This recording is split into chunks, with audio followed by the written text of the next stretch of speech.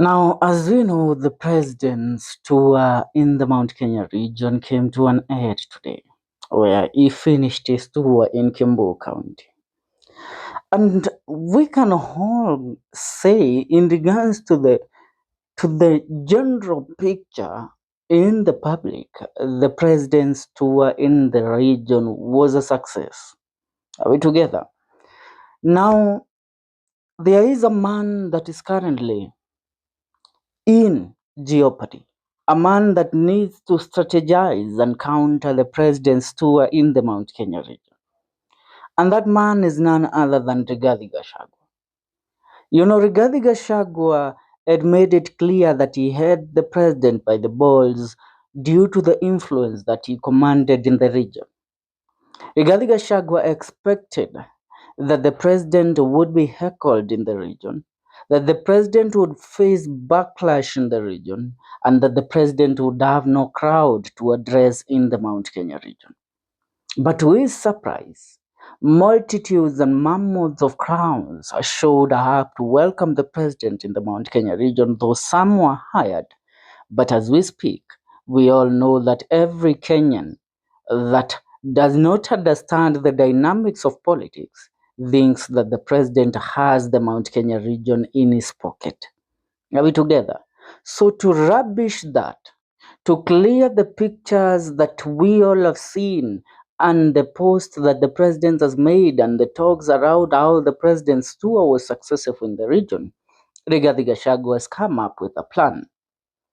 The former deputy president expected that the president will face backlash, but that didn't happen. I mean, it is the same as how he expected after his impeachment, the people will take to the streets to demonstrate, that the people will, the streets will be filled with people calling for the president to reinstate him. But that didn't happen also. Now, come right now. He has to think like a politician. Rigathi Gachagua has been a man that has been no show in public places since the president started his tour in the Mount Kenya region. He has been holding consultative talks. But one thing that has become clear is that the Wamunyoro meetings are not going to go forward as they used to. The Wamunyoro meetings have been closed down. Reason being, Gachagua was advised, it's about time now that you reason like a national political figure, not, as a chief kingpin of the Mount Kenya region. If you reason in that direction, then you cannot make a president. You cannot come up with a candidate that will be supported by everybody to become the president of the region. To become the president of the Republic of Kenya. And that is why, according to what we are being told, is that Rigathi Gachagua has accelerated his launch for his political party. Remember, Gachagua had promised that in the end of January, we expected him to launch his political party, but he came up with a new notion that, you know what, we are doing nationwide consultations and we will declare we will launch our party and give a way forward in May. So currently we are in the month of April. Now May is too far right now. The influence of the Rutos tour in the Mount Kenya region is one for the books. You cannot refute that. And you cannot undermine the game plan that the president deployed to counter Rigathi Gachagua in the Mount Kenya region in the last 5 days. The tour of the president has made the last 6 months tours that Gachagua has done in the region a total failure. Are we together? So currently, Rigathi Gachagua has accelerated his launch for his party and his coalition to mid-April, knowing that if this notion continues, then he is going to be forgotten. If the president's tour continues to be the talk of the town, Gachagua is going to become a non-factor in the politics of the region. And so he has to come up with a strategy. And this strategy that can shake the country and bring people to his attention is a launch of his party.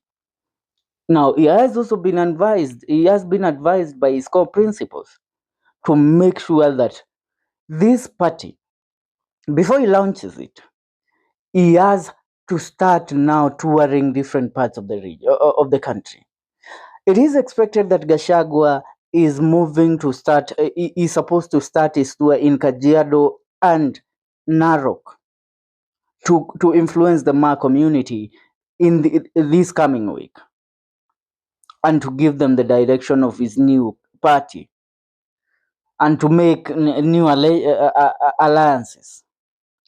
After there, he is expected to visit the Mulembe Nation, where, according to the intel we have, Gachagua is going to meet with Governor George Natembeya and a few other leaders led by Cleophas Malala from the Mulembe Nation to prepare for the launch of his political party. After that, Gachagua, though he has been claimed to be rejected in the northeastern part of Kenya, is expected also to visit the region. He is expected to visit the northeastern part of Kenya. After finishing that, that is when now Gachagua will go to Machakos County, and there he will be taken there by Kalonzo Musyoka. I mean, not in Machakos County alone, but the Kamba region, the lower eastern block. He will go there. After that, he will proceed to the coastal region. After the coastal region, Gachagua is expected now to make a return, a grad return in the Mount Kenya region. And this grad return is when Rigathi Gachagua is planning to have a major political rally that will shake everything that the president has had in the region for the last 5 days. Because for him to counter the president, he can't do it in church podiums. He can't do it on sidewalks. He can't do it in standing in the top of his car. No, he can't do it in the marketplace. He can't do it on TikTok. To dismantle the influence the president and the mentality the president has planted among the people of this country on his influence in the Mount Kenya region, he as Rigathi Gachagua, to organize a mega political rally. And this political rally, he is going to hold it either in Murang'a or in his home county, that is Nyeri County. Now that will be the determinant. And that is where he is expected to be crowned as the kingpin of the Mount Kenya region. We know that has never happened because until now, the person that holds the tools of power in terms of kingmanship on the Mount Kenya region is none other than Uhuru Muigai Kenyatta. When late Cabinet Secretary Waziri Michuki and other leaders from the mountain gave him the tools of power as the Mudhamaki of the Mount Kenya region. So Rigathi Gachagua is expecting to make another political shakeup. But before the political shakeup, he has been trying so much to organize on the return of the Limuru. Now, remember the Limuru 3 happened when Gachagua was still in government and he was in opposition of the Limuru 3. Now he is expected, he himself, together with Mother Karua and some other leaders, including Kalonzo Musyoka, to to come up with the Lemuru 4.